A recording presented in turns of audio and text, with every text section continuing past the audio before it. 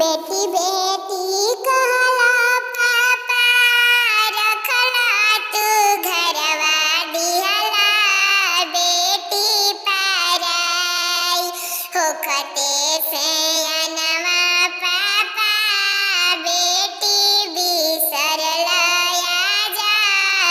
देत बाड़ा दान होखते से अनवा चाचा बेटी बिसरला आजा देत बाड़ा दान कहीं तरली तोहरा आँखी के पुतरिया दिहला